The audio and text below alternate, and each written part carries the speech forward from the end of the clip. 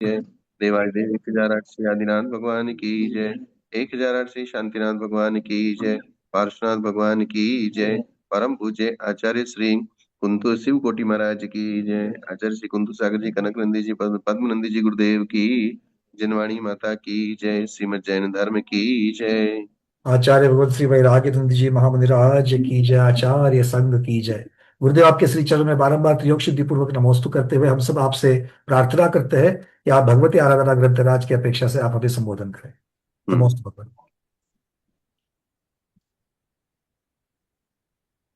अपना जो मैटर चल रहा था। हाँ, उसमें उज्जवलन की चर्चा की थी। तो उसके बाद में अब उद्यवन इसकी चर्चा चलेगी आगे। उद्यमन की चर्चा करते उद्यवन की हैं। चर्चा चलेगी। उद्योतन का जो पहला मैटर था, उद्योतन। हम्म। उद्योतन का मतलब प्रकाशित करना, और जी। प्रकाशित करने में उसको चमकदार बनाना। वो चारों आराधना के मल को निकालना उद्योतन ऐसा बता दिया। मल निकल जाएगा तो वस्तु अपने आप चमकदार बन जाएगी, शुद्ध हो जाएगी, विशुद्ध हो जाएगी। जी। तो यहाँ चमकदार बनाना है सम्यक दर्शन, ज्ञान, चारित्र और तप को। जी। तो सम्यक दर्शन के जो मल बताए थे वो 25 दोष आदि बताए थे। सम्यक ज्ञान के जो मल बताए, संशय, विपर्य और अनध्यवसाय, जी। ये सम्यक ज्ञान के मल है। और सम्यक चारित्र के जो मल बताए हैं कि जिस चारित्र को, जिस नियम को हमने लिया है उसको निरंतर स्मृति में रखना, जी। भावनाओं का नहीं करना यही मल है। यही मल है। तो भावनाओं का मतलब है कि जिस व्रत को हमने लिया है उस व्रत की निरंतर स्मृति बनी रहना। जी। जैसे तत्वार सूत्र में 5 महाव्रतों के या 5 व्रतों के 5 5 भावनाएं बताई है।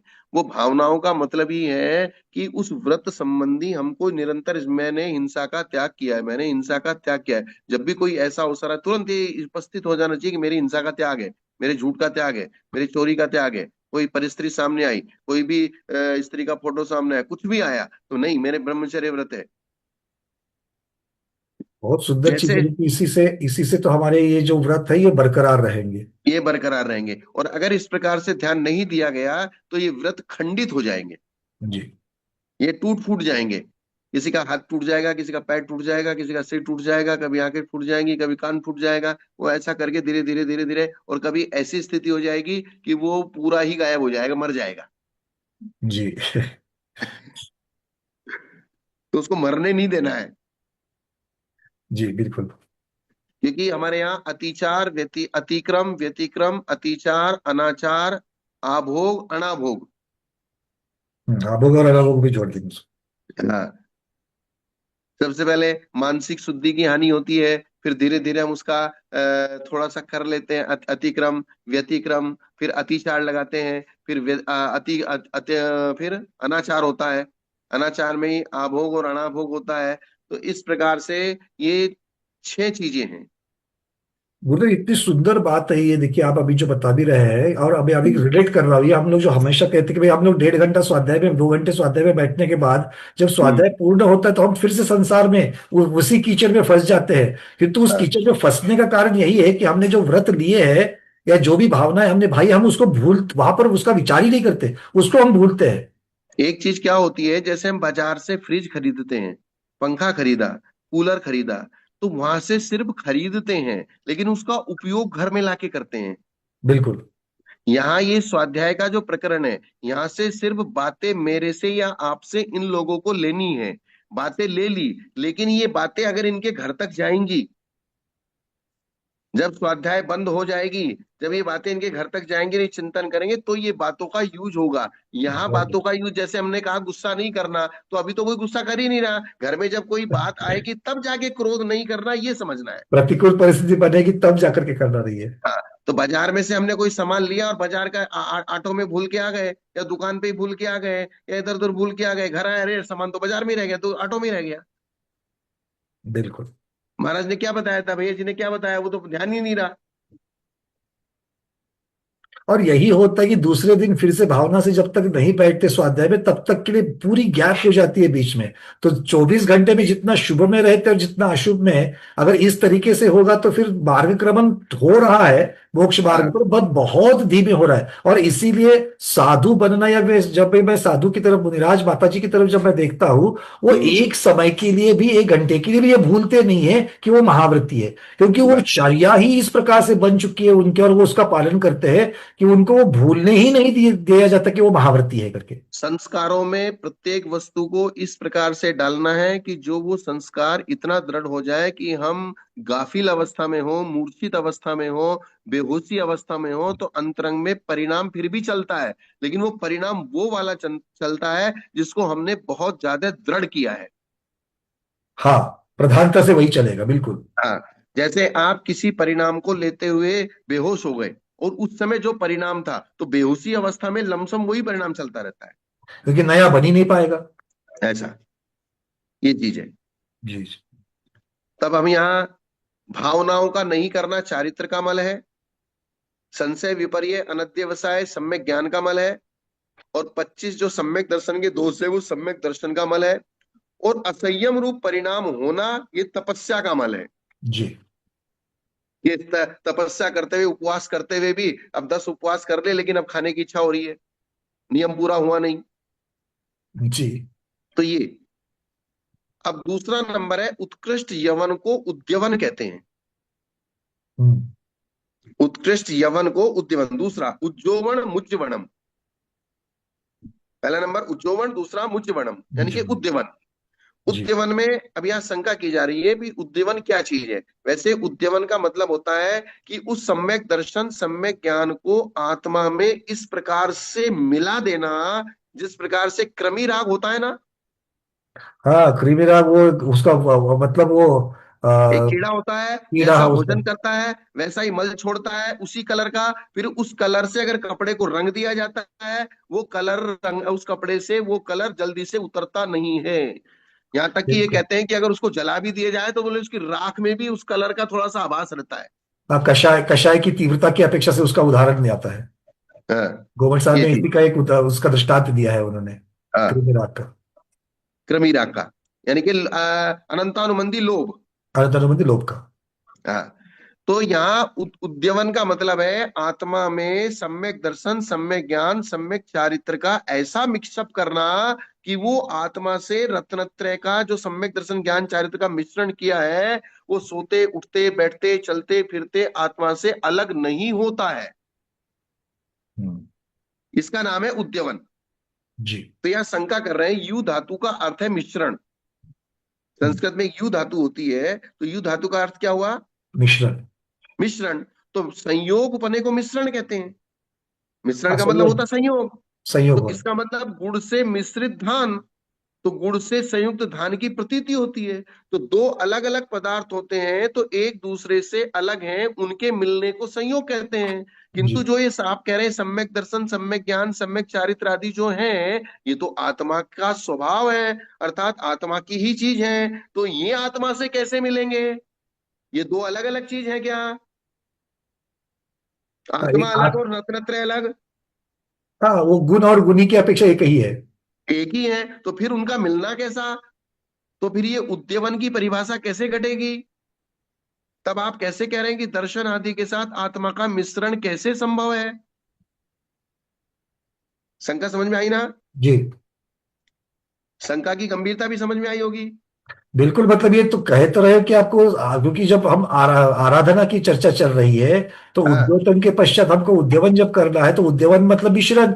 तो बिना हाँ। मिश्रण के तो वो होगी नहीं, और मिश्रण हाँ। किस चीज का करेंगे? जो अलग होगा उसी का तो मिश्रण कर पाएंगे, हाँ, बस क्योंकि ये ये यहाँ बात है। पर अलग है ही नहीं है। एक ही है, तो उसका मिश्रण कैसे करेंगे? अब जो जो चीज अलग नहीं हुआ है आत्मा से, वो आत्मा की ही चीज है, तो उसका मिश्रण कैसे करना? जी। और मिश्रण में जो लोक व्यवहार में परिभाषाएं बनती है दो अलग चीजों का, जैसे एक सफेद कलर एक गुलाबी लाल कलर, सफेद और लाल कलर मिला के गुलाबी कलर बना दिया अपन ने। हम्म। समाधान, जिस शब्द का जो विशेष अर्थ होता है, जिस शब्द का जो विशेष अर्थ। विशेष अर्थ होता है वह भी उपलक्षण से सामान्य रूप लिया जाता है। अर्थात यहां पर विशेष अर्थ को भी सामान्य रूप से कहा गया है। ठीक है, कैसे? जैसे कौवों से घी को बचाओ, तो यहाँ काक शब्द का अर्थ है उपघातक सामान्य, अर्थात घी को नुकसान करने वाले पदार्थ। तो कौवे से घी को बचाओ तो क्या बिल्ली को खिलाओ? हाँ, मतलब कौवे का अर्थ ये होगा कि कौवा और बाकी जितने सारे जो हानि पहुंचा सकते हैं वो सारे। तो हानि पहुंचाने वालों में कौवा सबसे महत्व मेन है, क्योंकि वो एकदम से आ जाता है। हम्म। तो इसलिए कौवे का यहाँ उपलक्षण है। कौवे का मतलब है घी को वो नुकसान करने वाले जो भी हैं उन सब से बचाओ। इसको उपलक्षण न्याय कहते हैं। जी। ये तो आपने ध्यान में आया होगा आपको। हाँ, ये उपलक्षण एक को प्रधान करके बोल दिया, किंतु उसमें च लिखने की जरूरत नहीं है, अपी लिखने की जरूरत नहीं, उसके साथ बाकी अपने आप आ जाते हैं। नहीं नहीं नहीं नहीं नहीं नहीं, यहाँ जैसे कौवों से घी को बचाओ, तो कौवा शब्द यहाँ उपघातक अर्थ में लिया गया है। हाँ, मतलब उसको यहाँ कौवे का उपघातक अर्थ नहीं है। नहीं, उपघातक मतलब मैं ये कहना चाह रहा हूं यहां पर कि भाई एक कौवा शब्द से कौवा ही प्रधान ना मानते हुए उसको एक सामान्य कर लो और उसके साथ में बाकी के जो है उनको भी ले लो। यहाँ मेन कहा जा रहा है घी को नुकसान पहुंचाने वाले जितने भी हैं उन सबसे बचाना है। हाँ, बस इसी अर्थात तरीके। जो घी को हानि पहुंचा सकते हैं उन सबसे घी को बचाओ। इसी जी। तरीके से यहाँ यवन शब्द का अर्थ संबंध मात्र है। यवन शब्द का अर्थ मिश्रण मात्र है, तो कोई विशेष संबंध नहीं। अतः बार बार आत्मा का दर्शन आदि रूप परिणत होना ही मिश्रण है। उस संबंध से क्या अभिप्राय लेना? उस संबंध से अभिप्राय ये लेना कि आत्मा को बार बार आप दर्शन ज्ञान चारित्र रूप से परिणमन कराओ। जी। क्या कराओ? अलग अलग परिणमन कराओ, तो आत्मा जब दर्शन रूप जब परिणमित होता है तो वो दर्शन के साथ में संयोग है ऐसा मानेंगे, जब ज्ञान रूप परिणत होता है तो ज्ञान के साथ संबंध है, इस तरीके से माना जाएगा। यानी कि आत्मा को आप बार बार परिणमन कराना ही यहां आत्मा से रत्नत्रय का संबंध है, मिश्रण है। जी। अर्थात आत्मा जिस क्षण दर्शन पर्याय को छोड़ती है या मिथ्यात्व की तरफ जाती है, या ज्ञान पर्याय को छोड़ के मिथ्या ज्ञान की तरफ जाती है, या चारित्र पर्याय को छोड़ती है, तो उसको बार बार आत्मा को आप ऐसा संस्कारित करो बार बार वो रत्नत्रय की तरफ जाए। जी। तो अतः बार बार आत्मा का दर्शन ज्ञान चारित्र रूप परिणत होना यही उद्यमन है। तो इस मिश्रण शब्द का अर्थ वो मिश्रण नहीं लेना कि जैसे हमने दूध में शक्कर मिला दी। इस मिश्र अलग पदार्थों का दो संयोग यहाँ अलग पर नहीं है। पदार्थों का मिश्रण करके हमने ये किया है, हमको ऐसा मिश्रण यहाँ पे नहीं है। नहीं लेना है। यहाँ आत्मा को बार बार उन गुणों से परिणत कराना है। अब जी। तीसरी चीज, दो चीज हो गई। हाँ जी। अब तीसरी चीज, निराकुलता पूर्वक निर्वहन, यानी कि धारण करना, वहन करना। वहन शब्द से ही वाहन बना है।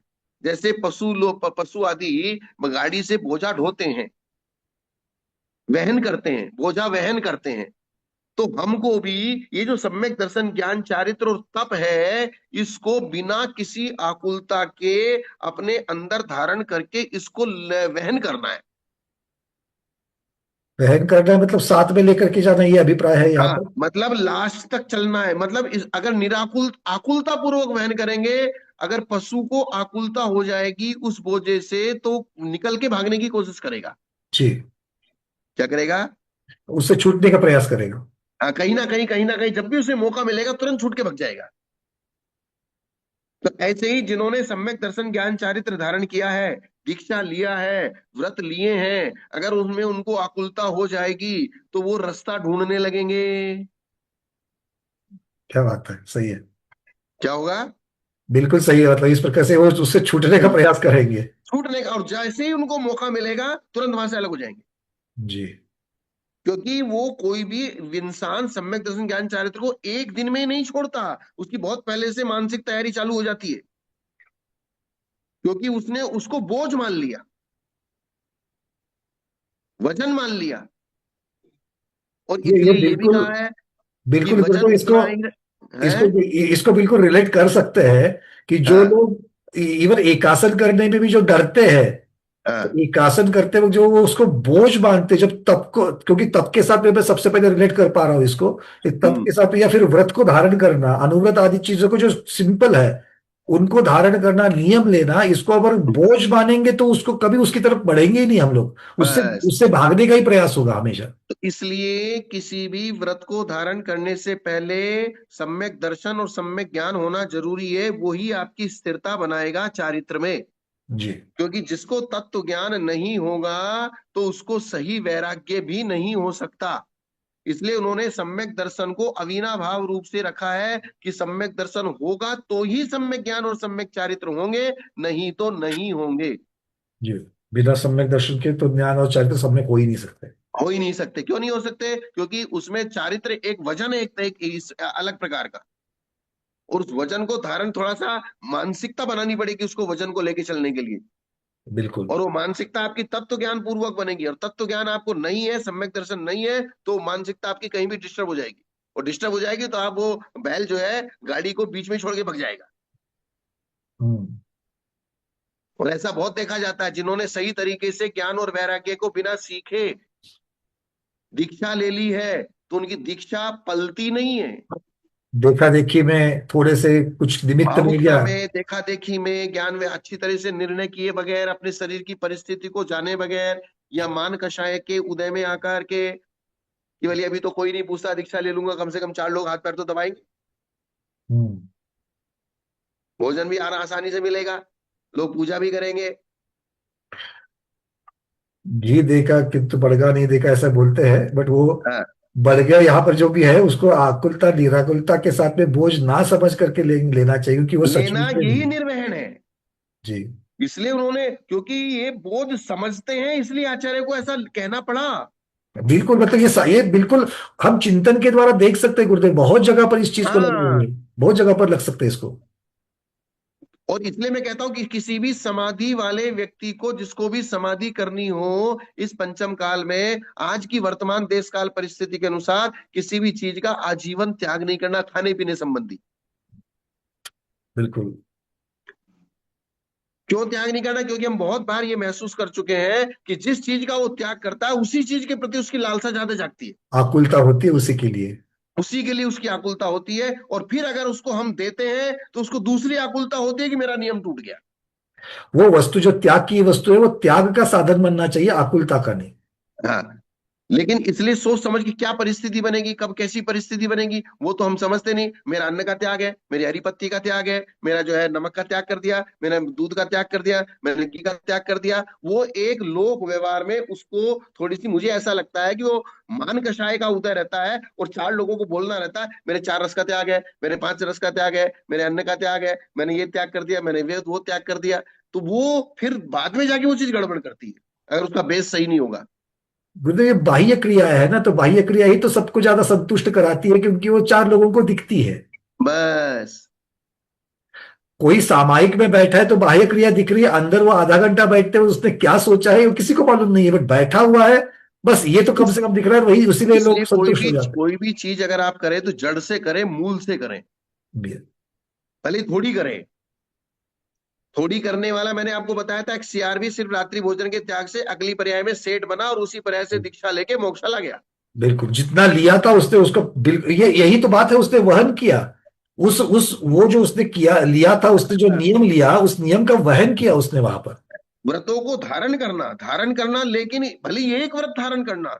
जैसे एक उदाहरण आता है हमारे यहाँ कि एक शराबी व्यक्ति था, वो शराब पीता था। महाराज ने उससे कहा कि बोले तू शराब छोड़ दे। बोले मेरे से शराब नहीं छूट सकती। बोले तू क्या करता है? बोले मैं रस्सी बटने का काम करता हूँ। एक तरफ एक एक कील ठोक रखी है, दूसरी तरफ दूसरी कील ठोक रखी है। और बोले इतनी शराब पीता हूँ, उस तरफ जाता हूँ तो उधर भी बोतल रखी है, और उस तरफ जाता हूँ तो उधर भी बोतल रखी है।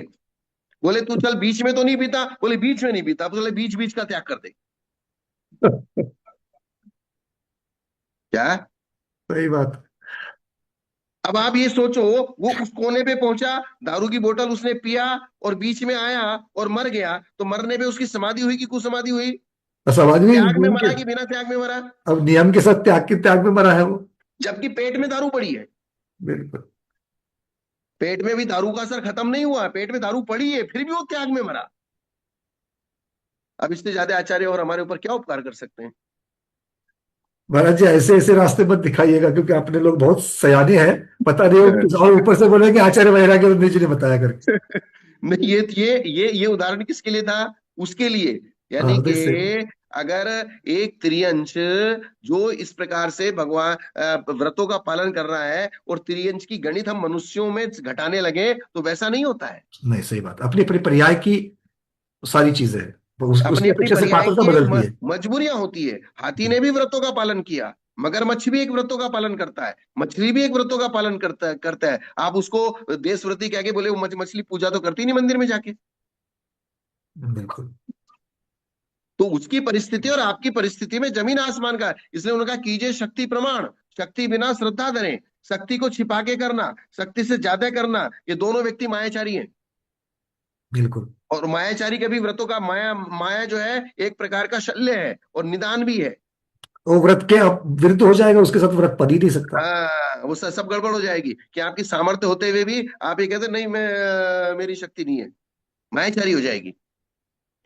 तो निराकुलता पूर्वक धारण करने को निर्वहन कहते हैं। परिचय आदि आने पर भी आकुलता के बिना सम्यक दर्शन आदि रूप परिणति में संलग्न होना निर्वहन है। अर्थात परिचय आने पर भी उससे घबराना नहीं। क्योंकि आप परिचय से क्यों घबरा रहे हो? क्योंकि अनादिकाल से आपने त्रियंचों में, नरकों में, मनुष्य पर्याय में, देव पर्याय में नाना प्रकार की परिचय आपकी आत्मा सहन कर चुकी है। अब तो धर्म के निमित्त से उस परिचय को सहन करना है। बिल्कुल। सम्यक दर्शन ज्ञान चारित्र के निमित्त से उस परिचय को सहन करना है। आप परिचय सहने के अभ्यासी नहीं है, ऐसा नहीं है। उसको बोझ की जगह पर अगर हम पूंजी समझे, तो प्रतिकूल परिस्थिति में भी वो हमारी चीज, और हम उसको छोड़ने का विचार नहीं करेंगे। और इसलिए उन्होंने कहा है कि कोई कर्जा अगर मांगने आ रहा है, सामने से आ रहा है, तो उसको आसानी से दे देने का। हम्म। मुनिराज उस कर्मों को उदय में लाने के लिए ऐसी ऐसी जंगलों में जगह जाके बैठते हैं कि जहां वो कर्मों का उदय और उदीरना ज्यादा हो। अनुकूलता हो उस चीज के लिए। उस चीज के लिए, यानी कर्मों के उदय आने के लिए अनुकूलता। इसलिए तो जंगल में ठंडी में जाके बैठते हैं, गर्मी में जाके बैठते हैं, शेर के बीच में जाके बैठते हैं, जंगली जानवरों के बीच में जाके बैठते हैं। और अगर गृहस्थ तुम, एग्जैक्टली उल्टा करता है। इसलिए आत्मानुशासन में कहा है कि बोले तुम जंगल में नहीं जा सकते या शेर के बीच में नहीं जा सकते, कमरे में बैठ के तो अपनी कषायों को शांत कर लो। जी। कम से कम कमरे में बैठ के अपनी कषायों को जीत लो। इसलिए परिचय आदि के आने पर भी आकुलता के बिना सम्यक दर्शन आदि रूप परिणति में संलग्न होना निर्वहन है। अन्य कार्यों में उपयोग लगने से, अब यहाँ मिथ्यात्व में चले गए ऐसा नहीं।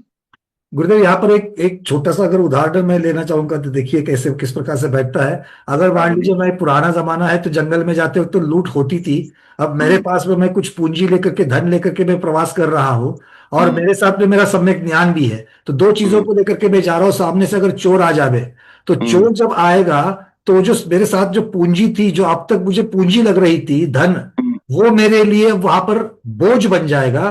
किंतु मेरा हाँ, सम्यक ज्ञान जो है, वो मेरा अभी भी पूंजी ही बना रहेगा, क्योंकि उसको कोई वहां से चुराने वाला नहीं है, और बचाने वाली पूंजी हो जाएगी। तो अगर हम अपने रत्नत्रय को अपनी पूंजी मान करके चलेंगे, तो बिल्कुल भी उसका मतलब ये निराकुलता से हम उसका वहन कर पाएंगे। धन को अगर एकांत से धन ही मानेंगे, उपकारक ही मानेंगे, तो गड़बड़ हो जाएगी। हाँ, क्योंकि एकांत धन बिल्कुल। एकांत से उपकारक नहीं है, कथनचित है।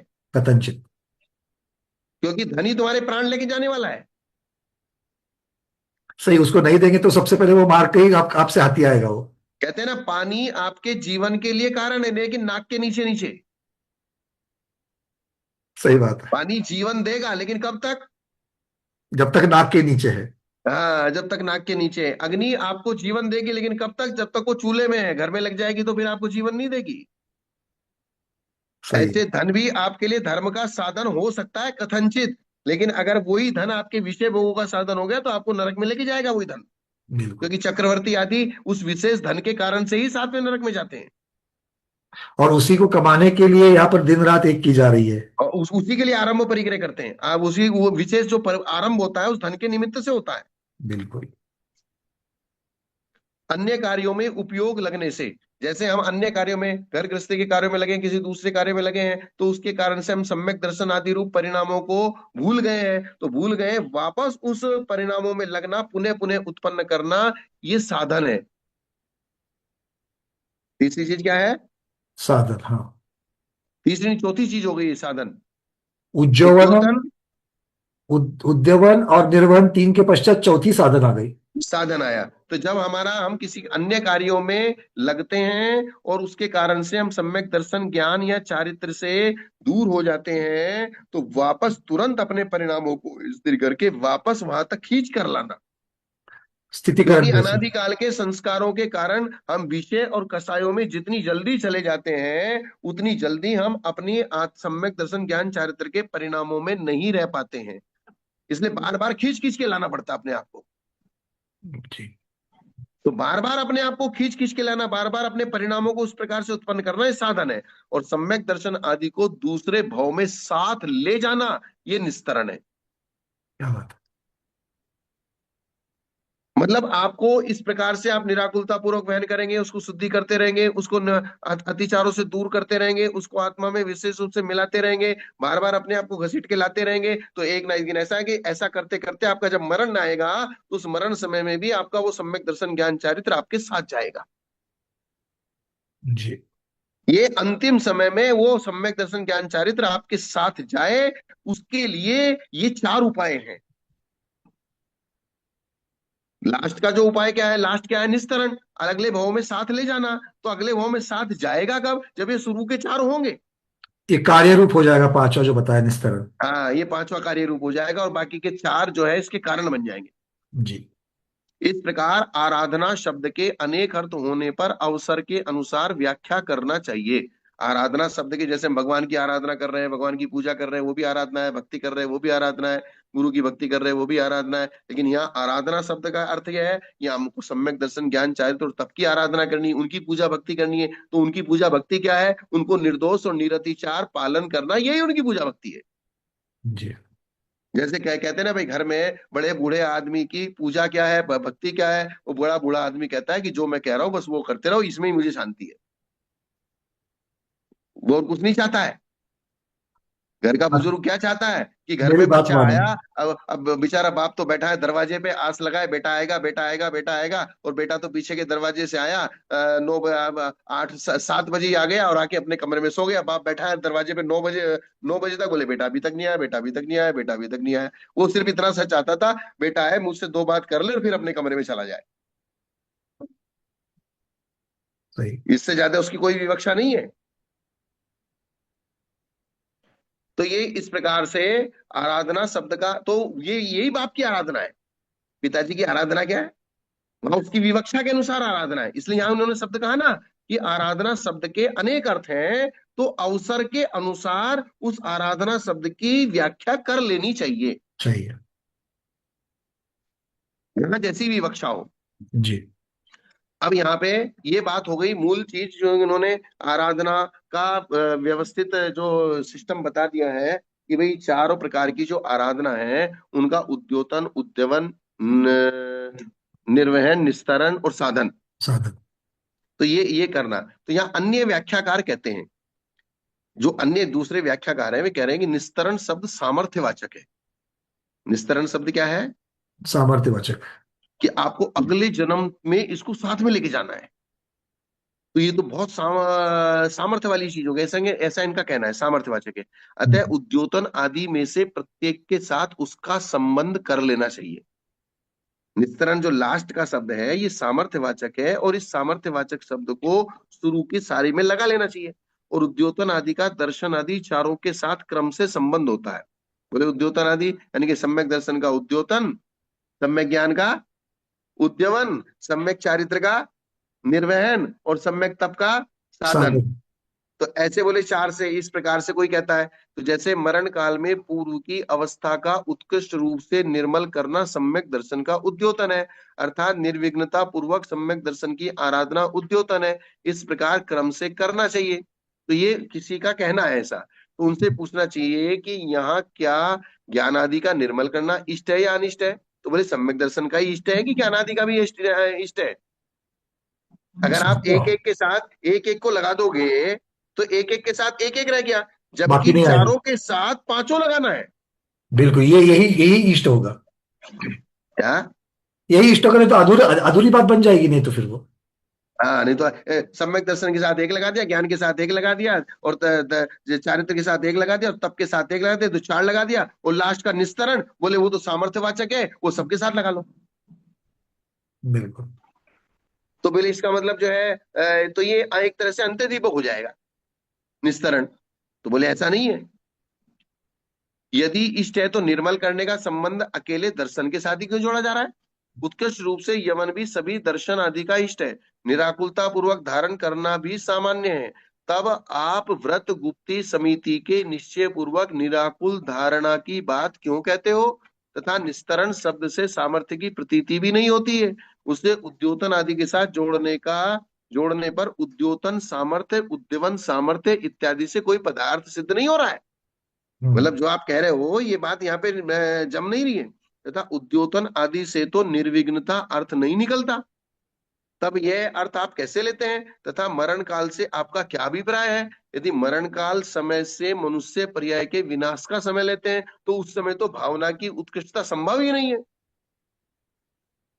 बोले मरण का काल जो है वो लास्ट का समय मरण का काल है, तो उस समय कोई भावना होती है तो वो तो पहले होती है मरण से। हम्म। वो सब भावनाएं कब होती हैं? मरण के पूर्व होगी। मरण के पूर्व होती हैं तब जाके, क्योंकि मरणांतिक समुद्घात आदि में परिणामों की अत्यंत मंदता हो जाती है, अर्थात मरण समय परिणाम अत्यंत शिथिल हो जाते हैं। यदि आप मरण काल शब्द से भावना काल लेते हो तो उसका भी यहाँ ग्रहण नहीं है। तब जिसका प्रकरण नहीं है उसे कैसे लिया जा सकता है? अगर पहले लोगे तो पहले मरण काल नहीं है, और मरण काल में लोगे तो मरण काल में भावना की उत्कृष्टता होती नहीं है।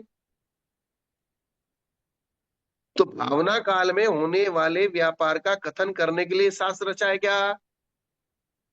फिर शंका क्या की? बोले आपने ये शास्त्र जो रचा है ये भावना काल में का शास्त्र है कि जिस समय मरण काल है उस समय का शास्त्र है ये शास्त्र किस जगह काम आएगा हमारे? भगवती आराधना कब पढ़नी है, उसका स्वाध्याय कब करना है? उसका स्वाध्याय कब करना है? भगवती आराधना भावना काल में काम आएगी, या मरण मरण का जो काल में। अंतिम समय मनुष्य पर्याय का अंतिम समय उस समय काम आएगी?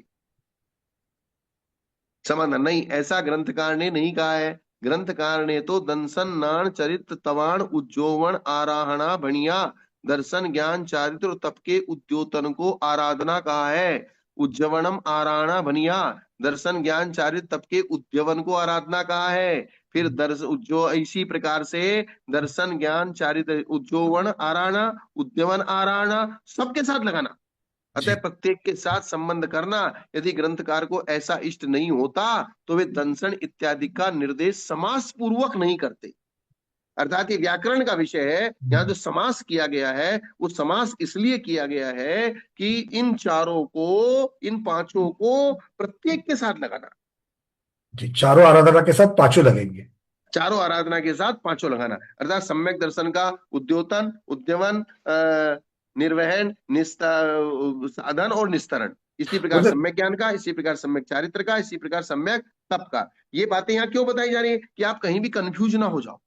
बिल्कुल, क्योंकि ये बात अपने से जब उसका स्वरूप देखते हैं, हम चारों चीज पांचों चीजों का जब स्वरूप देखते हैं, तो उनकी जो आवश्यकता है हर एक आराधना के साथ में, वो तो पहले से ही सिद्ध हो जाती है। नहीं, जैसे कि सिद्ध इन्होंने की है तब हो जाती है, हम पहले हाँ, से ये पढ़ बात चुके हैं मतलब इसलिए हमको ऐसा लगता है। तभी तो उसका स्वरूप समझ में आ रहा है कि भैया इसका स्वरूप क्या है। हाँ, होता क्या है कभी कभी हमको ऐसा लगता है कि इस बात की आवश्यकता ही नहीं है, ये तो पहले से ही पता है, और पहले से पता है तो पहले से ही आचार्य बता चुके हैं, इसलिए पता है। और या फिर कोई गलत अर्थ निकाल सकता है, एक एक को एक एक के साथ क्रम से लगाएगा तो हाँ, एक अपूर्णता होगी। किसी ने गलत अर्थ निकाल लिया, वो अर्थ की अशुद्धि हो जाएगी। बिल्कुल। या किसी ने समास को नहीं समझा, व्याकरण को नहीं समझा और इसको क्रम से अर्थ लगा दिया।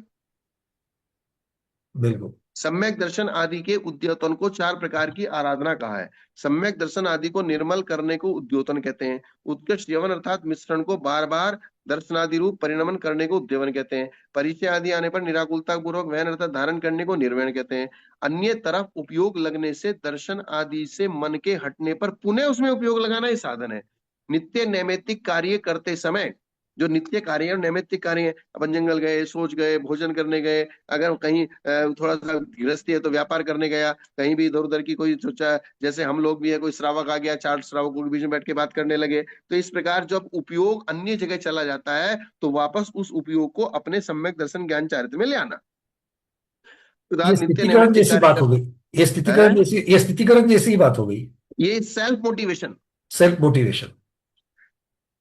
अपने आप को अपने आप बार बार खींच के लाना, क्योंकि देखो दूसरा अगर हमको बार बार खींच के लाएगा तो हमारा मान कसा है, ईगो हर्ट होगा। तो गुरुदेव खुद का भी तो स्थितिकरण कर ही सकते हैं। हाँ, तो इसमें कहा ना, उसमें स्थितिकरण अंग का मतलब सिर्फ दूसरे का स्थितिकरण नहीं। वो स्वयं का। ओम सम्यक दर्शन ज्ञान चार, आप पुरुषार्थ सिद्धि उपाय की गाथा पढ़ो। हाँ, वो वहां पर बिल्कुल स्वयं को प्रधानता है वहां पर। हाँ, स्वयं अपने आप को सम्यक दर्शन ज्ञान चारित्र में अपने आप को स्थिर करना, वो स्थितिकरण है। और अगर आपके पास इसके बाद भी टाइम बचता है, या आपकी कोई सुनता है, या आपकी कोई मान लेता है, तो उसको भी समझा दो। लेकिन ऐसे को मत समझाओ कि जो आपकी बात नहीं मानता और बात नहीं सुनता और जबरदस्ती उसके पीछे पड़ जाओ, तो लड़ाई हो जाएगी, झगड़ा हो जाएगा। जी। और ये बात निश्चित है, कोई कितना भी अपना हितैषी हो, एक बार सुनेगा, दो बार सुनेगा, बार बार अगर आप उसको टोकोगे तो फिर वो आपका धीरे धीरे धीरे कट ऑफ हो जाएगा वो। करेक्ट। या तो सीधे बताएगा, नहीं तो आपसे विमुख हो जाएगा, दूसरी जगह चल जाएगा, अवॉइड करेगा। दूसरे अगर आपके सामने नहीं बोल पाएगा तो आपको छोड़ देगा। इसलिए आदत ये डालना कि हमको अपनी कमजोरियां खुद ही ठीक करनी है, अपनी गलतियां खुद ही ठीक करनी है। अगर हम अपनी गलतियां दूसरों से ठीक करवाने की आदत डालेंगे तो फिर हमको गुस्सा आने लगेगी, दिमाग हमारा हर्ट हो जाएगा, जी। ईगो हर्ट होने लगेगा। दूसरे भाव में सम्यक दर्शनादि को साथ ले जाना था, उस भाव में मरण पर्यंत धारण करना निस्तरण है। तत्पार श्रद्धान को सम्यक दर्शन कहते हैं, स्वैर पर के निर्णय को सम्यक ज्ञान कहते हैं, और पाप का बंध कराने वाली क्रियाओं के त्याग को चारित्र कहते हैं। सीधी सीधी सी एक परिभाषा, बिल्कुल सामान्य। हम्म। और इंद्रिय और मन के कंट्रोल को तप कहते हैं। इंद्रिय और मन के कंट्रोल को तब। तप कहते हैं, क्योंकि जिस प्रकार से हम पहाड़ के ऊपर जाके गर्मी में बैठे, तो गर्मी लग रही है लेकिन फिर भी जबरदस्ती बैठे हैं, नहीं अपने आप को रोक रखा है, नहीं बैठना ही है। हम्म। ऐसे ही इंद्रिय और मन, अब ये रुकते नहीं है, ये बाहर जाते हैं, मानते नहीं है, बेशर्मी करते हैं, लज्जा नहीं है इनको। जी। और ये मानते, जैसे कहते हैं ना, कोई लड़की जब किसी के साथ हो जाती, बोले मैं मर जाऊंगी लेकिन इसी के साथ शादी करूंगी। ये हम्म। इंद्रिय जिद करती है, जिद्दी है ये। अब क्या आराधना चार ही प्रकार की होती है, ऐसी आशंका होने पर आचार्य अगली गाथा कहते हैं। जी। दुविया पुण्यजिन वैणे भणिया आराहणा समासेन सम्मतम ये परमा विद्या यह वे चरितमी। जिनागम में संक्षेप से आराधना दो प्रकार की गई है। अब चूंकि संक्षेप और विस्तार, जहां विस्तार का टाइम होता है वहां विस्तार किया जाता है, और जहां संक्षेप का टाइम होता है, जहां टाइम कम है, वहां संक्षेप किया जाता है। जी।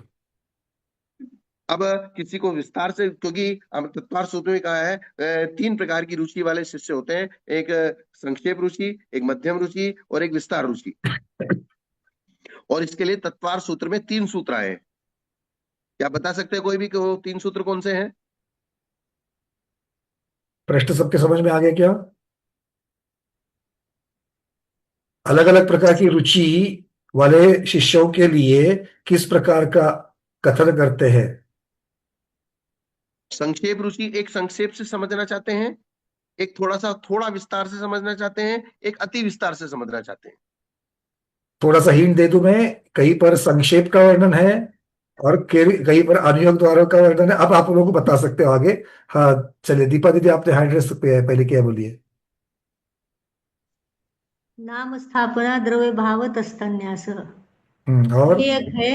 और सत्संख्या क्षेत्र स्पर्शन कालांतर भावाल्प बहुतश्च, ये एक पद्धत है। और और अरे,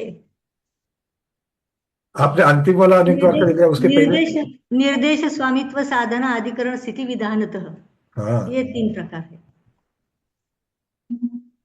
कहने और के कुछ तीन इसमें प्रकार। सुधार करेंगे? और कौन इसके ऊपर बात करना चाहेगा? सविता दीदी, आप कुछ कह रही है? नहीं। हाँ, विजय ठोलिया दीदी। जी प्रणाम भाई साहब, नमोस्तु भगवान। प्रमाण नयैरधिगमः। क्या बात है, आनंद हो गया। ये हाँ, बोलिए मिसिंग था। बोलिए। प्रमाण नयैरधिगमः नाम स्थापना द्रव्य भावतस्तन्यासः निर्देश स्वामित्व साधनाधिकरण स्थिति विधानतः सत्संख्या क्षेत्र स्पर्शन कालांतर भावाल्प बहुत वैश्च, ये चारों सूत्र लेंगे भगवान। हाँ, तो ये चारों सूत्र अब आप ये बता दीजिए इसमें कौन सा संक्षेप रुचि वाला है, कौन सा मध्यम रुचि वाला है, कौन सा विस्तार रुचि वाला है। जी जी जी भगवान। प्रमाण नयैरधिगमा ये संक्षेप रुचि वाला है। बहुत सुंदर। हाँ, और नाम स्थापना द्रव्य ये मध्यम रुचि वालों के लिए है। हाँ, नाम स्थापना और निर्देश स्वामित्व आदि भी। निर्देश, हाँ जी जी जी, निर्देश वाला भी वो मध्यम रुचि वालों के। और सत संख्या क्षेत्र स्पर्शन कालांतर भावाल्प बहुत वैश्च ये विस्तार रुचि वालों का। बहुत सुंदर जी, नमोस्तु बहुत सुंदर। भगवान, नमोस्तु हाँ, नमोस्तु। तो इस प्रकार से क्योंकि जो शिष्यों की रुचि होती है, रुचि अनेक प्रकार की होती है, और शिष्यों की रुचि अनेक प्रकार की होने से उनको उसी रुचि में समझाना चाहिए। ठीक, आवाज आ रही है? अरे गुरुदेव। हाँ, तो उसको उन्हीं को उसी रुचि में समझाएंगे तो भी नहीं तो क्या होता है, बहुत ज्यादा बुद्धिमान शिष्य होते हैं और उनको छोटी क्लास में बैठा दिया गया, छोटी क्लास वालों को बड़ी क्लास में बैठा दिया गया, तो सिर्फ टाइम वेस्टेज होता है। जी, और लेकिन यहाँ जो हम चर्चा कर रहे हैं, यहाँ हम अभ्यास के लिए चर्चा कर रहे हैं। हम भगवती आराधना को चाहे एक बार पढ़ लिया हो, 2 बार पढ़ लिया हो, 3 बार पढ़ लिया हो, 10 बार पढ़ लिया हो, फिर भी उसको संस्कार डालने के लिए चर्चा की जा रही है। इसलिए कोई ये इसमें ये ना सोचे कि इसमें रिपीटेशन हो रहा है। बोले ये बात तो समझ में आ गई, फिर बार बार इसी बात को क्यों पढ़ना। लेकिन हमको ये बार बार इसलिए पढ़ना है क्योंकि आत्मा पे संस्कार डालना है। तो हम नमोकार मंत्र की माला नमो अनंतार नमो अनंतार नमो अनंतार नमो अनंतार में 1 लाख बार पढ़ो, 10 लाख बार पढ़ो, 20 लाख बार पढ़ो, क्यों कर रहे हैं ये सभी? संस्कार जैसे के सम्यक लिए। दर्शन ज्ञान चारित्र, सम्यक दर्शन ज्ञान चारित्र, सम्यक दर्शन ज्ञान चारित्र, इनको लाखों बार पढ़ना है क्योंकि इनका संस्कार आत्मा पे डालना है। क्या करना है? ये संस्कार के लिए है, बार बार हाँ, बार बार आत्मा को समझाना, बार बार आत्मा पर संस्कार करना है। कुछ लोग जो ज्यादा समझदार होते हैं, ज्यादा पढ़े लिखे होते हैं, ज्यादा बुद्धिमान होते हैं, बोले ये सब चीज समझ में आई, बार बार इसी चीज को क्यों दोहराया जा रहा है, ऐसा उनको हर्ट होने अनुप्रेक्षाओं का लगता है। अनुप्रेक्षाओं का भी यही हालत है। 12 अनुप्रेक्षा सिर्फ एक हाँ बार बोलने के लिए नहीं है चिंतन, वो बार बार चिंतन करने के लिए है। हाँ। तो जिनागम में संक्षेप से आराधना 2 प्रकार की कही है, एक श्रद्धान विषयक प्रथम आराधना और दूसरी चारित्र विषयक चारित्र आराधना। अगर इन 4 को हम छोटा करेंगे तो सम्यक दर्शन और चारित्र, ये 2 आराधनाएं कही जाएंगी। अच्छा, अगर 4 को छोटा करेंगे तो 2 में भी चारों आ जाएंगी। मतलब ज्ञान जो है वो दर्शन के साथ जुड़ जाएगा और तब चारित्र के साथ जुड़ जाएगा। हाँ, क्योंकि कोई भी चारित्र बिना तप के चारित्र होता ही नहीं है। बिल्कुल। बिना चारित्र के तप नहीं होता, बिना चारित्र के हाँ, नहीं।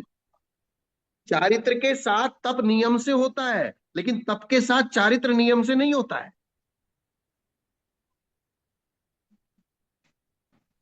जैसे हमने 28 मूल गुण धारण कर लिए, तो 28 मूल गुणों में केसलोच भी है, केसलोच के समय उपवास भी है, और साल के साधु को कम से कम 24 उपवास करने चाहिए। इस प्रकार से बड़े प्रतिक्रमण के साथ उपवास करने चाहिए। ये सारी व्यवस्थाएं चारित्र के साथ इंक्लूड कर दी गई है। पर गुरुदेव फिर उत्तर उत्तर गुण और मूल गुण की अपेक्षा से देखे तो साधु में हमको जहां पर उत्तर गुण दिखते हैं वहां पर मूल गुण होते ही होते हैं। मतलब जो परिचय आदि से सहन कर रहे हैं उनमें चारित्र और तप दोनों दिखेंगे, किंतु नहीं तो सब में क्योंकि तप दिखे। मूलाचार्य जी ने कहा है किसी के मूल गुण तो डैमेज हो रहे हैं और उत्तर गुण की तरफ ज्यादा लग रहा है वो। नहीं, वो तो अतिचार की अपेक्षा हो गया। यहाँ पर अस्तित्व की अपेक्षा से अगर देखा जाए तो अस्तित्व किसी तो में उसने चारित्र को धारण कर लिया। अब जैसे उसकी सामायिक तो टाइम पे नहीं हो रही, या उसका प्रतिक्रमण वो टाइम पे नहीं कर पा रहा, या उसके सटावश्यक क्रिया टाइम पे नहीं कर पा रहा, और नियम लेके उस समाज में 2 घंटा घूम रहा है, वृत्ति परिसंख्यान कर रहा है। जी, तो वो वृत्ति परिसंख्यान में तो 2 घंटा लग गया, क्योंकि वहां तो पब्लिक जमा होती है, भीड़ इकट्ठा होती है, लोग वाह वाह करते हैं, लोग चारों तरफ से भाग रहे हैं, दौड़ रहे हैं, ये कर रहे हैं, वो कर रहे हैं। वो हर किसी के लिए नहीं कहता हूं, लेकिन जिसकी वैसी विवक्षा है उसके लिए है ये, जो सिर्फ इसलिए कर रहा है, और उसकी सामाजिक प्रतिक्रमण टाइम पे नहीं हो रहा है। तो मूल गुणों में तो दोष लगाया जा रहा है, मूल गुणों को डैमेज किया जा रहा है, और उत्तर गुणों की तरफ जा रहे हैं। साधुओं का स्वाध्याय मूल गुण है कि सटावश्यक मूल गुण है? षट आवश्यक में होगा, आवश्यक क्रियाओं में स्वाध्याय है। नहीं, आवश्यक क्रिया में स्वाध्याय है ही नहीं। हाँ, इन स्वाध्याय तो 12 तप में है। 12 हर साधु की अपेक्षा से विचार किया जाए तो। हाँ तो अब स्वाध्याय 12 तप में है और 12 तप उत्तर गुण है। हम्म। 12 तप क्या है? 12 तक उत्तर गुण है, बिल्कुल। उत्तर गुण है। अर्थात उसको जितना महत्वपूर्ण सट आवश्यक क्रियाएं करना है, सट आवश्यक छोड़ के स्वाध्याय नहीं करनी है, स्वाध्याय छोड़ के सट आवश्यक कर सकते हैं। हाँ, शायद मैं इसलिए भ्रमित हो रहा था क्योंकि मूल और उत्तर इनमें जब चर्चा करते हैं तो उत्तर कभी भी मूल के सिवा नहीं होता है, किंतु मूल उत्तर के सिवा हो सकता है, इस अपेक्षा से विचार हाँ, करें। इस अपेक्षा से, क्योंकि तपस्या जैसे गृहस्थी लोग हैं 10-10 उपवास करते हैं, हम्म 32-32 उपवास करते हैं, 16-16 उपवास करते हैं, लेकिन उनके चारित्र नहीं होता है। लेकिन लोक व्यवहार में तपस्या ही कहलाती है, बाह्य तप कहलाता है। अनशन आदि बाह्य तप है ना, जो सब हम्म। लोगों के देखने में आते हैं। जी। तो इसलिए उन्होंने तप को चारित्र में अंतर्भूत किया है। हाँ, तप ये में बात क्लियर है। तो चारित्र में तप को अंतर्भूत किया है, तप में चारित्र को अंतर्भूत नहीं किया है। अगर संक्षेप किया है तो संक्षेप करने का भी तरीका है कि हाँ। सम्यक दर्शन होगा तो ज्ञान नियम से सम्यक ज्ञान होता ही होता है। हम्म, और चारित्र अगर सुरक्षित है तो नियम से तप भी सुरक्षित है। जी। लेकिन तप की तरफ अगर आपकी विशेषता है तो चारित्र की शिथिलता हो सकती है। इसलिए उन्होंने संक्षेप में ये नहीं कहा कि सम्यक दर्शन और सम्यक तप। हाँ, मतलब चारित्र को इसलिए रखा क्योंकि चारित्र है तो तप हो सकता है, क्योंकि हाँ, तप है तो चारित्र होवे ही, ये जरूरी नहीं। हाँ, बस वही वही बात। जी, ये क्लियर है। ये बात है। तो इसलिए जिनागम में संक्षेप से 2 प्रकार की आराधना कही गई है, श्रद्धान विषयक प्रथम आराधना और चारित्र विषयक दूसरी आराधना। तो जिन वचन में संक्षेप से 2 प्रकार की आराधना कही है, ज्ञानावरणी, दर्शनावरणी और मोह को जीतने से जिन होते हैं। जिनकी जो परिभाषा है, क्योंकि जिन वचन बोल रहे हैं ना, तो ज्ञानावरणी, दर्शनावरणी और मोहिनी है, इनको जीतने से जिन होते हैं। तथा ज्ञानावरण और दर्शनावरण को जीतने से सर्वज्ञ और सर्वदर्शी होते हैं। मोह को जीतने से वीतरागी और वीतद्वेषी होते हैं। सर्वज्ञ, सर्वदर्शी और वीतराग तथा वीतद्वेषी महापुरुषों का वचन जिन वचन कहलाता है, इसलिए वो वचन प्रामाणिक वचन है। इससे असत्य बोलने के कारणों का अभाव है। जिनके असत्य बोलने के कारणों का, क्योंकि असत्य या तो हंसी में बोला जाता है, तो अरिहंत भगवान के हास्य के कारण से कोई वचन नहीं होते, या अज्ञानता में बोला जाता है क्योंकि वे केवल ज्ञानी है, अज्ञानता वहां का अब झूठ बोलने का कारण नहीं है, या किसी के राग, किसी से विशेष राग द्वेष हो तो भी झूठ वचन बोला जाता है। जिससे हमको विशेष प्रेम है उसकी झूठ बात को भी हमने सच कह दी, और जिससे द्वेष है उसकी अच्छी बात को भी हमने नकार दिया। जी, बिल्कुल ठीक। तो राग द्वेष के कारण से भी सच झूठ हो जाता है, और अज्ञानता के कारण से हो जाता है, हास्य के कारण से हो जाता है, भय के कारण से हो जाता है, लोभ के कारण से हो जाता है। लेकिन ये कोई भी कारण अरिहंत भगवान के मौजूद नहीं है, इसलिए उनके झूठ बोलने का कोई भी कारण नहीं है। ये बात सिद्ध करने के पश्चात इसलिए जिन वचन प्रमाण है। जी। न जिनो अन्यथावादिना, जी, अर्थात जिन अन्यथावादी नहीं हो सकता। नहीं हो सकते। इससे असत्य बोलने के कारणों का अभाव होने से आगम को प्रामाण्य, आगम के प्रामाण्य को ख्यापित किया गया है। अर्थात जो आगम है वो जिन वचनों के द्वारा आया है, इसलिए वो आगम प्रमाण है। वक्ता के अज्ञान से अथवा राग देश से कहा गया वचन अयथार्थ का बोध कराने से अप्रमाण होता है। जो वक्ता अज्ञानता से अथवा राग देश के कारण से वचन कहता है वो सम्यक बोध नहीं करा सकता। इसलिए हम और आप जो भी वचन बोलते हैं वो आगम को सामने रख के, पुस्तक को सामने रख के, शास्त्र को सामने रख के, उसको पढ़ के और बहुत समझदारी से और बहुत सावधानी से और बहुत बैलेंस बना के बहुत समझदारी से बोलना पड़ता है। अगर हमारे बोलने से किसी एक के भी दिमाग में गलत चीज बैठ गई तो ये हमने उसका नुकसान कर दिया। जी। वही तो हितोपदेशिता, वितरागता और सर्वज्ञता के पश्चात ही आएगी। और इसलिए इसलिए प्रवचन सर्वज्ञता। जो है ना, प्रकृष्ट वचन है जिनके, उनके प्रवचन है। तो हाँ, प्रवचन जो होते हैं वो सिर्फ और सिर्फ अरिहंत भगवान के होते हैं। बिल्कुल बिल्कुल, प्रवचन शब्द उन्हीं से हो सकता है। प्रवचन शब्द उनके लिए है। फिर हमारा तुम्हारा क्या, हमारा तो प्रवचन सम है। व्याख्यान कहते हैं उसको। हाँ, हम तो सिर्फ गणधर भगवान का भी प्रवचन समय है, अरिहंत भगवान का जो वचन है वही प्रवचन है। जी। तो जिन वचन में समासेन अर्थात संक्षेप से आराधना अर्थात आराधना दुविधा अर्थात दो भेद रूप भणिदा कही गई है, पहली आराधना कौन है, दूसरी कौन है, इसके उत्तर में कहते हैं सम्मतम्य परमा अर्थात श्रद्धान विषयक अर्थात सम्यक दर्शन विषयक प्रथम आराधना है, विद्या वे चरितम्मी चारित्र विषयक दूसरी आराधना है, किस विषयक, चारित्र विषयक, और उत्पत्ति की अपेक्षा और गुणस्थान की अपेक्षा।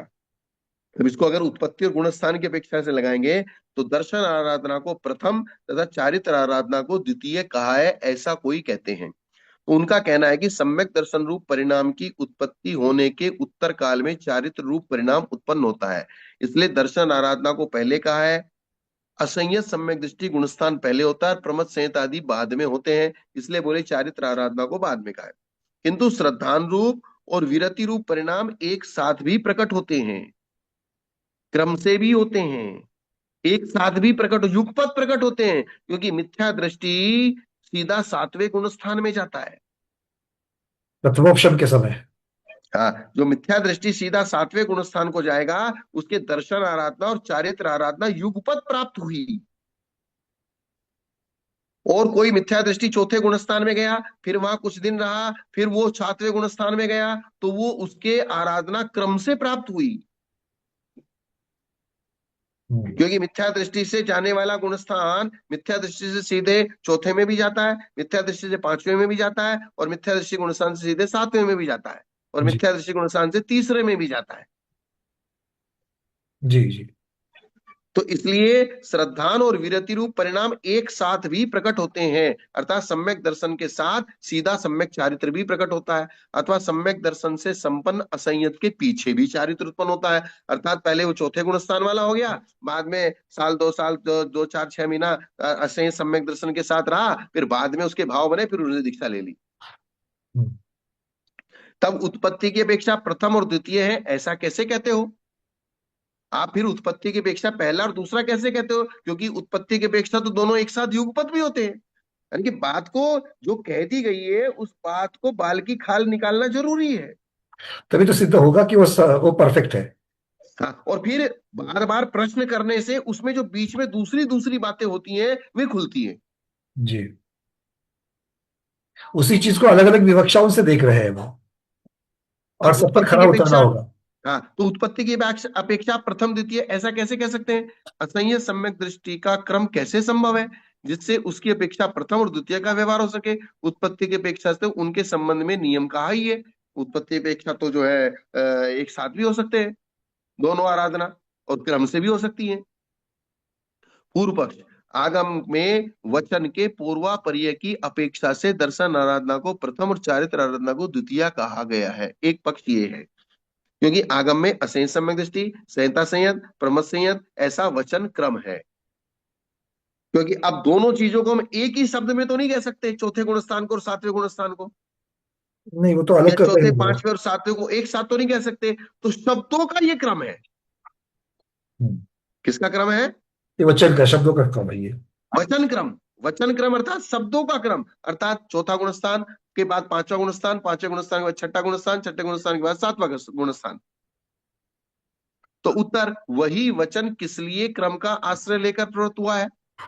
क्या यह क्रम परस्पर में अविनाभावी होने से रखा गया है? परिणामों के क्रम से ही होने का तो कोई नियम नहीं है, यदि होता तो एक साथ श्रद्धान और चारित्र भी नहीं होते, किंतु सम्यक दृष्टि और संहिता सहित एक काल में होते देखे जाते हैं। अब चौथे गुणस्थान के साथ पांचवा गुणस्थान भी होता है एक साथ, चौथे गुणस्थान के साथ सातवां गुणस्थान भी होता है। तो फिर यहाँ जो मैटर है कि आपने पहली आराधना और दूसरी आराधना और ये दोनों की जो उत्पत्ति होती है वो कैसे कैसे होती है, इस बात को समझना जरूरी है। अब जैसे पूर्व पक्षी ने रखा, एक व्यक्ति एक साथ अनेक वचनों का प्रयोग नहीं कर सकता, इसलिए क्रम वक्ता की इच्छा का अनुसरण करता है। क्रम क्रम किसकी किसकी किसकी इच्छा का अनुसरण करता है? हाँ, तो जो व्याख्याता जो व्याख्यान कर रहा है, जो वक्ता है, वो किस विवक्षा से कह रहा है, उसकी क्या इच्छा है, वो कौन से क्रम से कहना चाह रहा है, उसके विषय क्या बस से होगा, तो वो कहेगा। तो तब प्रथम और द्वितीय पक्ष को सूत्र की विवक्षाकृत कहना चाहिए। अर्थात सूत्र में जिसकी प्रथम विवक्षा की गई है वो प्रथम है, और जिसकी विवक्षा बाद में की गई है वो द्वितीय है। गुणस्थान की अपेक्षा ये बात नहीं है, जी ठीक। क्योंकि गुणस्थान की अपेक्षा अगर कहेंगे तो पहले गुणस्थान से सीधा सातवें गुणस्थान में चला जाएगा। मतलब सिद्ध नहीं होता, युगपत होने की वजह से सिद्ध नहीं होगा, उसका क्रम सिद्ध नहीं होगा। हाँ, तो ये तो अब सूत्र में पहला और दूसरा कहा गया है, तो इसलिए हम भी दूसरा पहला और दूसरा कह रहे हैं, क्योंकि वचनों की ऐसी व्यवस्था है कि दो वचनों को एक साथ एक ही वाक्य में नहीं कहा जा सकता, इसलिए वो अवक्तव्य भंग हो जाता है।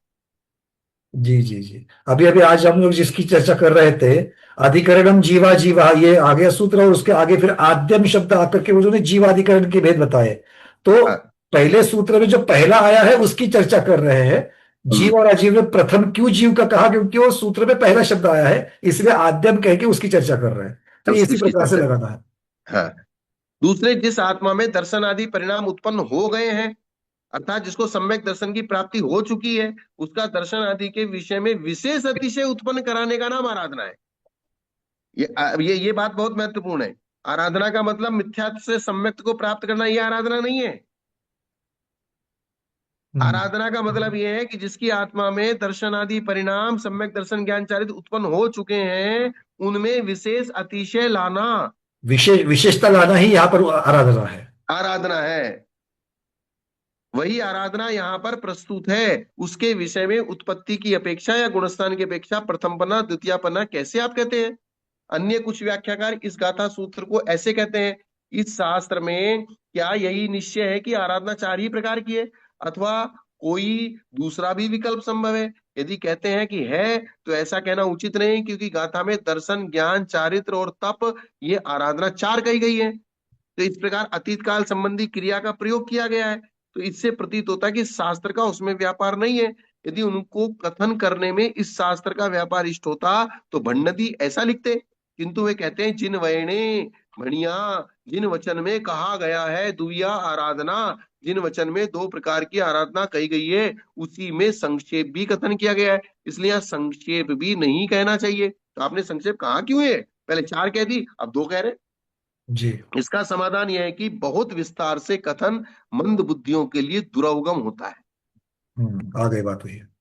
क्या हम सोचते हैं कि बहुत ज्यादा विस्तार करने से मंद बुद्धियों को जल्दी समझ में आ जाएगा? नहीं आएगा, पहले उसको शॉर्ट में समझाओ। अगर आपको किसी को तत्वार सूत्र पढ़ाना है तो पहले तत्व सूत्र और सिर्फ उसका अर्थ बताओ। बिल्कुल, बहुत शुरुआती अगर आप डिटेल से करोगे तो उसको कुछ नहीं पढ़ने पड़ेगा। तो वो बात किधर से शुरू होती है और किधर तक जाएगी आपको ही पता नहीं चलेगा, और सुनने वाले को पता नहीं चलेगा। बात किधर से, अपने सुनाने वाले को तो पता चलेगा, लेकिन सुनने वाले को पता नहीं चलेगा। जी जी। और इसलिए जो विशेष विस्तारित ग्रंथ हैं उनको हर कोई नहीं पढ़ सकता जब तक आपका बेसिक मूल तैयार नहीं हो। नहीं तो आपको खुद को नहीं पता चलेगा किधर से चर्चा शुरू हुई थी और किधर पहुंच गई। स्वाध्याय याद दिलाना चाहूंगा, अपना पहला जीव जीव का गोमट सर जीव कांड 108 दिन में हुआ था। दूसरा 11, क्योंकि तब हमने गणित नहीं लिया था, गणित सबसे तीसरी वाचना में गणित हो गया था, तो हम हाँ, क्रम से चले थे। तो आज आचार्य भगवान ने उसको प्रमाणित कर दिया कि यही यही रास्ता है। बस। तो हम जो पढ़ाने का तरीका है, हम ये सोचे कि तत्वार सूत्र पढ़ाना है तो पहले से उसकी सर्वार स्थिति टीका लेके बैठ जाए, या पहले से उसका हाँ राजवार्तिक और श्लोक वार्तिक लेके बैठ जाए, तो वो काम नहीं बनेगा। बिल्कुल बिल्कुल।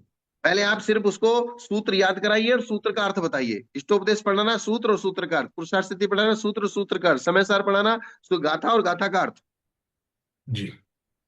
व्याख्यान बाद में, क्योंकि मूल बेसिक सब्जेक्ट उसके पूरे दिमाग में आ जाएगा। फिर जब उसका व्याख्यान करेंगे तो बेसिक सब्जेक्ट उसके दिमाग में है। जी। ये चीज तो बहुत विस्तार से कथन करना मंद बुद्धियों के लिए दुर्गम होता है, वे उसे समझने में असमर्थ होते हैं। उनके कल्याण के लिए संक्षेप कथन किया जाता है, और उस संक्षेप के तीन प्रकार है। एक वचन का संक्षेप होता है, एक अर्थ का संक्षेप होता है, एक उभय संक्षेप होता है। जी। एक वचनों को कम कहना, एक अर्थ को कम कहना, और एक दोनों को कम कहना। वचन का विस्तार होने पर जड़ बुद्धि अर्थ का निश्चय नहीं कर सकते। जैसे हमको व्याख्यान करना आता है, अब बाद में बात हम बोले ही जा रहे कहीं का कहीं, कहीं का कहीं, कहीं का कहीं, क्योंकि दिमाग में हमारे बहुत सारा सब्जेक्ट भरा पड़ा है, तो उसको बार बार हर लाइन के पीछे बोलते जाएंगे तो ये लोग कहेंगे अरे शास्त्र की तो दो लाइन भी नहीं हुई, पता नहीं कहाँ कहाँ से सब्जेक्ट आ गया, प्रवचन ज्यादा हो गया, ये चीज हो जाएगी। तो जड़ बुद्धि अर्थ का निश्चय नहीं कर सकते, क्योंकि उनको पता नहीं चलेगा ये बात किससे संबंधित कही। फिर वो बाद में, इसलिए उनको फिर शंका होने लगती, बाद में पूछते ये कैसे कहा था, ये कैसे कहा था, ये कैसे कहा था। इसलिए वचन का संक्षेप किया जाता है, अर्थ का तो विस्तार रहता ही है। बहुत से अनुयोग द्वार आदि का उपन्यास न करके केवल दिशा मात्र बतलाना प्रस्तुत विषय का अर्थ संक्षेप है। मतलब एक हिंट हिंट बता देना, इसमें ये इस प्रकार का व्याख्यान आएगा, ये अर्थ का संक्षेप हुआ। वचन तो बहुत है, उन दोनों का अर्थात वचन और अर्थ का संक्षेप उभय संक्षेप है। तो दुविया दो प्रकार की आराधना है, ये सिर्फ वचन का संक्षेप है, अर्थ का संक्षेप नहीं है। अर्थ तो दो में भी चार है। बिल्कुल बिल्कुल। क्या ये कथन की अपेक्षा, शब्द की अपेक्षा सिर्फ सिर्फ वहां पर शॉर्टकट हो गया है, संक्षेप हो गया। हाँ, नहीं तो लेकिन अर्थ तो पूरा का पूरा है, अर्थ तो अर्थ चारों भी का चार पूरा का है, लेना उसमें है। दो में। हाँ, मतलब चार को हमने दो में कह दिया, बस इतना ही फर्क है, लेकिन है चार ही, दिमाग में चार ही रखने का है। जी।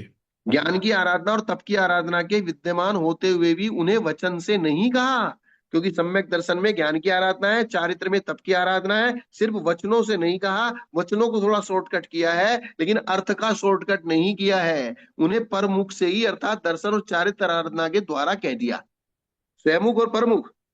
जी। तो सम्यक ज्ञान को किसके मुख से कहा? सम्यक ज्ञान को सम्यक दर्शन के मुख से कहा, हाँ, और सम्यक तप को किसके मुख से कहा? सम्यक चारित्र के मुख से। सम्यक चारित्र के मुख से, इसको परमुख कह दिया। जैसे अपने कर्मकांड में आते हैं ना, स्वमुख से उदय आने वाली प्रकृतियां और हाँ। परमुख से उदय आने वाली प्रकृतियां। जी जी। पहले विस्तार में रुचि रखने वाले शिष्य को दृष्टि में रखकर चार प्रकार की आराधना गई, पीछे संक्षेप रुचि शिष्य को रख दो प्रकार की आराधना गई, क्योंकि दर्शन का ज्ञान के साथ, चारित्र का तप के साथ अविनाभाव संबंध है। तो दर्शन आराधना में ज्ञान आराधना का और चारित्र तप आराधना का अंतर्भाव होता है, तथा सम्यक दर्शन आराधना के होने पर ही ज्ञान आराधना पूर्वक चारित्र आराधना होती है। ठीक है, बस इतना जी। ही। आज टाइम हो गया बहुत। तीसरी गाथा संपूर्ण हो गई। बहुत सुंदर, बहुत सुंदर है ये।